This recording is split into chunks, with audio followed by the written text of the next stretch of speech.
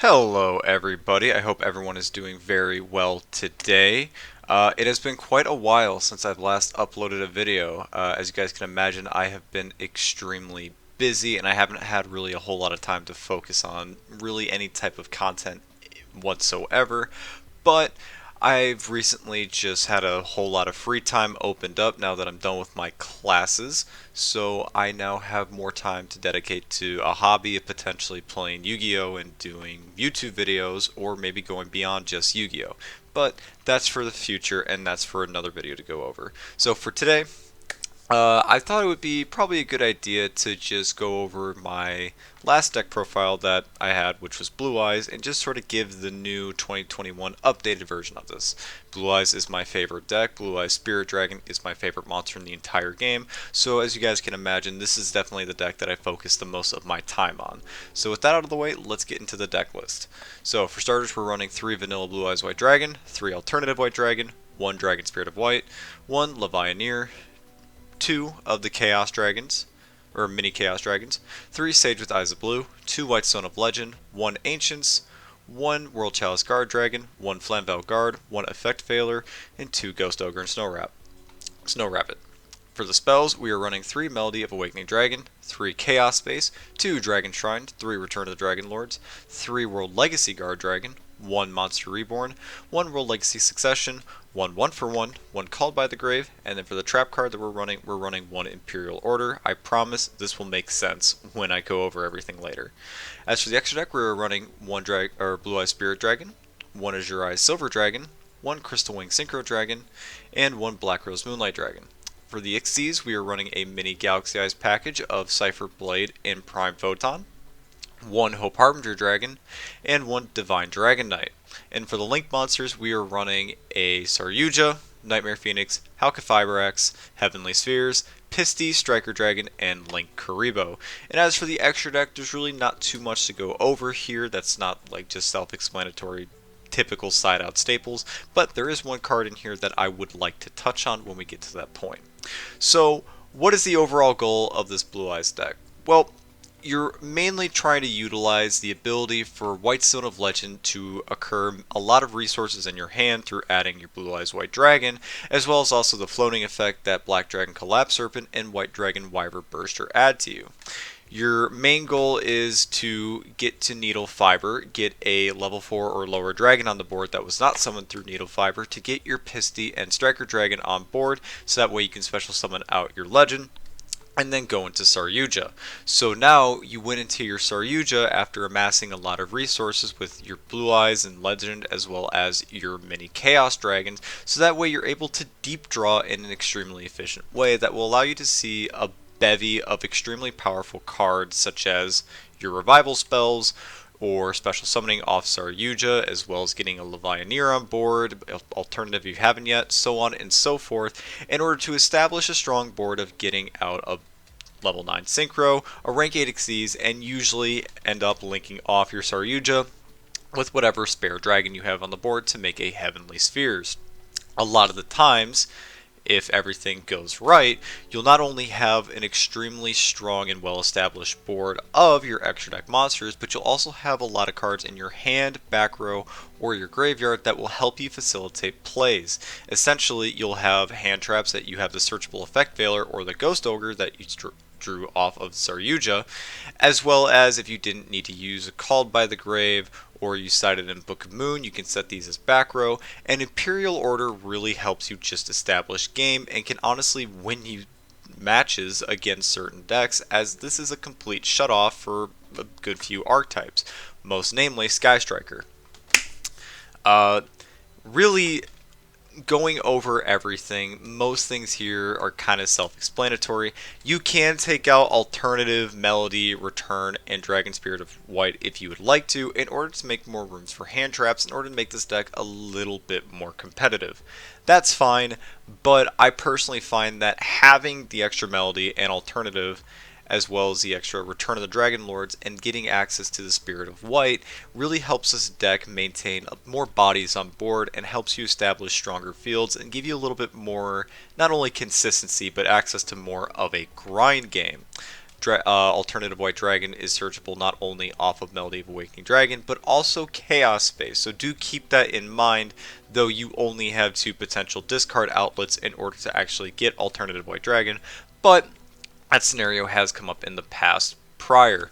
Dragon Spirit of White, honestly, it's the hardest brick in the deck, but having the ability to banish back row is something that's actually extremely powerful in the current metagame, just due to the fact of there's a lot of spell traps that really like to float or recur in the graveyard. So getting rid of those can be very beneficial, as well as the fact that blue eyes are a little bit tightly packed for back row hate, so just having access to this is very nice.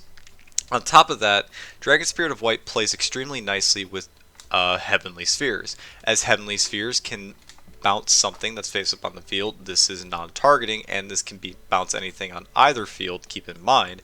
But when it's tributed, it can also special summon out a dragon from the deck, and while their stats are reduced to 0, their effects are not negated. Meaning that it also turns Heavenly Spheres not only into a bounce, but also into a potential Cosmic Cyclone in tandem with Dragon Spirit of White, who then, if you really need to or want to save it or tag out or want to avoid damage, whatever, if you have a Blue Eyes in hand, you can tag out to summon the Blue Eyes out. As for Blue Eyes White Dragon itself, you do need to run 3. As I mentioned before, this deck is trying to accomplish deep drawing as hard as you possibly can with Saryuja, in order to generate as many resources as you possibly can to establish a strong end board. And that's possible because you can actually get 3 blue eyes in your hand through the White Stone of Legend. Just to cover on some other cards in here real quick. As for the ratios of 2 Legend and 1 Ancients, this is something that is against my philosophy for the longest time. As even when LP was in the game, I usually always thought of, well, having multiple Ancients and 1 Legend is enough. However, because LP is now banned, having 2 Legend now feels kind of like a necessity, as it helps you generate the advantage that you can no longer generate now that LP is gone. After all, because LP is gone and you don't have access or really have a good application for running Red Eyes Darkness Metal Dragon in the deck because you can't cheat it out, you only go into 1 Saryuja, not 2, so you really have to make the 1 Saryuja count. So running 2 Legend helps you really generate the massive blue eyes in your hand and can really get you your large hands that would otherwise be lost thanks to, yet again, the banning of LP. But 1 Ancient I still recommend playing. It's not even for the fact that it special summons during the end phase. In fact, more often than not, if you're just left with the Dragon Spirit of White in your deck, you might even want to keep that in your deck so your Heavenly Spheres is alive, but rather just for the fact that this can recur your resources or also even provide you not only just stamina for the game, but also generate discard fodder in case you need to discard something for like Melody or Chaos Space or whatever, in order to get that back to your hand just to immediately dump it and then generate more advantage. So just keep that in mind. As for World Chalice Guard Dragon and Flamvell Guard, these are actually 2 cards that I really like running in the deck. Effectively, if you can get a Link monster on board, this basically turns your Dragon Shrine into a level 1 tuner on the field, as World Chalice Guard Dragon special summons any normal monster from the graveyard to a zone a Link monster points to. This also plays really well in hand with Dragon Spirit of White and Blue Eyes White Dragon, as this allows you to get a level 8 body on board in case Flamvell Guard doesn't really seem applicable. But more often than not, Flamvell Guard is your go-to target off of this, so it's nice to have this option available to you, as this really helps you continue your Link or Synchro plays. As for the hand traps, I do play the 1 Effect Veiler into Ghost Ogre, because with Effect Veiler being searchable thanks to Sage, you really only need the 1, as you can see it quite often. You can kind of see it when you really want or need to, and therefore it frees up the other 2 space to just run other hand traps that may be of higher impact depending on the matchup. I like to run Ghost Ogre, as its light attribute plays very nicely with the mini Chaos engine, but you can play any other hand trap in this case as well. Really, there's not much to say outside of that other than the mini Chaos Dragons and Chaos Space are just extremely good for the deck. providing a extremely consistent and good outlet for your dragon combo or your dragon link combos, which really gives this deck the consistency, life, and resource generation that it really needs in order to stay, I would say, viable or relevant in today's game. 3 Sage with Eyes of Blue in tandem with Chaos Base, this is full combo. This gets you to your Saryuja, and your end board here really is just determined, yet again, off what your draws for Saryuja really are, if you don't have other cards in your hand that are powerful enough as is. We are running a bevy of revival spells. This helps us keep our plays going, and a lot of times sees our combo to the full end, and if it doesn't see us to the end as it wasn't needed, well, then we just have a stronger end board anyway. So it's either your combos being facilitated or your end board is being strengthened. This deck has a lot of ways to get to Needle Fiber and an additional level 4 lower dragon not summoned off Needle Fiber, with a lot of non-specific 3 cards or 2 specific cards.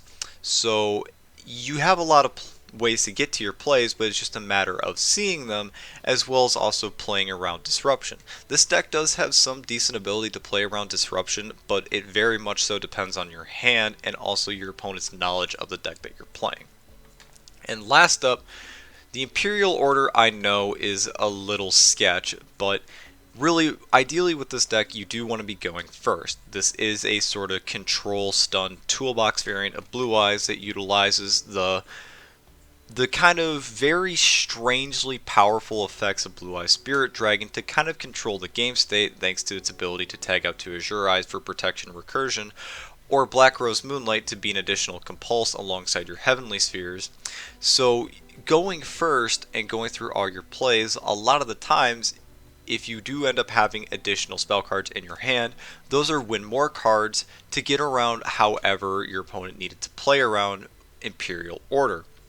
If they end up having to waste resources to getting rid of the Imperial Order, well, now you'll have your spell cards live for the next turn, so that way you can build up and push back against whatever your opponent has established. And if they don't get through the Imperial Order, and oftentimes have a weaker end board for that, you can really pretty easily tag out your Spirit Dragon into an Azure Eyes, bring back a Blue Eyes, and then alongside whatever else you have on the field, you can push onto your opponent with a lot of monsters that are 2500, 3000 attack or higher, and really just kind of go for game, just smacking your opponent with really big dragons. As for the extra deck list, the only 2 cards that may stick out a little bit is running the Galaxy Eyes package over the Draglubian and Numeron package. I feel like the Draglubian and Numeron package, more than anything, kind of are not great in the sense of they really want you to kind of focus on going second and then clearing the board for a 9k beater to swing in. That's not really the goal of the deck. Again, you really want to focus on going first and controlling the game state with your Spirit Dragon, Hope Harbinger Dragon, Heavenly Spheres, and whatever you have around them to facilitate those cards. So having access to something like Prime Photon, which is a 4k beater that can make itself a 5600 beater, assuming there's no other Xyz monster on boards, can really help you run over big dinguses that are otherwise kind of difficult to out, i.e. maybe a card like Dragoon that managed to get an attack boost up, as long as you're able to play around its negate, or even just running right into it. That's one way for the deck to out the Dragoon, albeit a little crusty. And Cypher Blade Dragon is just a really good card to rank up on top of the Prime Photon, as it's another way to clear the board, and because we aren't running Galaxy Eyes Photon Dragon, obviously, it still does more damage than Prime Photon because, well, its attack's not being halved. Overall, there really isn't too much to say about the deck. I think a lot of people who have some idea of Blue Eyes can understand what's generally going on and can hopefully kind of fit the pieces together. But just to go into the side deck really quick, one in rank 8 I really do want to put the spotlight on is Sanafon the Sky Prison. This card gains 100 attack and defense for every monster in either graveyard, which means that with a 2700 body, you can get that to a pretty high level just through playing through your combo as is, and that's not even including what your opponent does. But What really makes this card stand out is the fact that just by detaching material, as long as it's like the last thing you do in your turn, you floodgate your opponent out of special summoning from the graveyard, as well as also giving this card its own protection, which against certain decks is just kind of a blowout victory. This card is definitely worth considering at the very least as a side option, as this card can kind of single-handedly win you games, and in a very similar fashion to Imperial Order, it can really just turn into a case of, well, you really kind of hammer your opponent's plays to a point to where there's not really much they can really do. So they maybe summon a few monsters or set a monster, maybe set back row, and really they're just staring at a whole army of 2500 3k plus beat sticks that are just going to run right into them the next turn. So with that out of the way, let's just showcase a quick replay of just kind of what the actual general focus of the deck is. I like this replay a lot because it kind of showcases exactly how the deck functions and where Saryuja's ability to get you not only the resources you need to establish strong monsters on the board, but also because it showcases having stuff in the graveyard like Return of the Dragon Lords to protect your board, having back row that you didn't need to use to set behind your board, as well as hand traps in the hand in order to provide even more stealth interruptions that your opponent isn't even aware of. Now, as we saw, we only opened up with the Legend as really the only normal summonable monster that we can play with. However, because we are running our revival cards and Link Haribo, we're still able to go through with the full combo, as we can still make Halqifibrax and get another level 5 or level 4 or lower dragon on the board in order to facilitate our Dragon Link plays. So now here we're just going to summon our Spirit Dragon, Hope Harbinger, and then we're going to tag into our Heavenly Spheres, generate a little bit more advantage because of the Collapse Serpent that went back as a Chaos base, set the call by that we quote unquote didn't need to use. We now have a Ghost Ogre in hand, a Collapse Serpent for next turn, a Return Dragon Lords in the graveyard. We have the non-targeting bounce, which can then also go into Dragon Spirit of White to banish back row, a Spell Negate, called by the grave, and then we have Spirit Dragon who can just say no to Pendulum Summoning. Not only that, but also say no to Revolt thanks to its Floodgate ability of locking out multiple monsters being summoned at once, Graveyard Negation, and the ability to tag out into either Azure Eyes for protection or added protection on top of Dragon Lords, and then get Recursion for next turn, or into Black Rose for the quick play Compulse, but more than likely, assuming that we didn't need to actually do another Compulse on top of our Heavenly Spheres, we would just go into our Azure Eyes and then just generate more resources to run into our opponent, ideally for game next turn, and that's not even including what we may have drawn off the top of our deck, on top of the summon of Collapse Serpent, where if they even have back row set, we can hopefully get a Nightmare Phoenix on the board, which will then help us clear the path even more, just to guarantee that we do have game. So that is it for the deck profile generally. I might post a good bit of the replays here just to showcase how this deck matches up against other decks, but we will see. I don't know what type of response this video is going to get. Hopefully well, but I'm not sure. So with that out of the way, thank you guys so much for watching. If you guys enjoyed the video, please make sure to leave a like. And hopefully I can get more videos uploaded soon. I have quite a few decks that I actually would really like to cover. Maybe I can make this like a weekly thing. Who knows? But either way, I hope you guys have a great rest of your day, and thank you all for watching. Peace.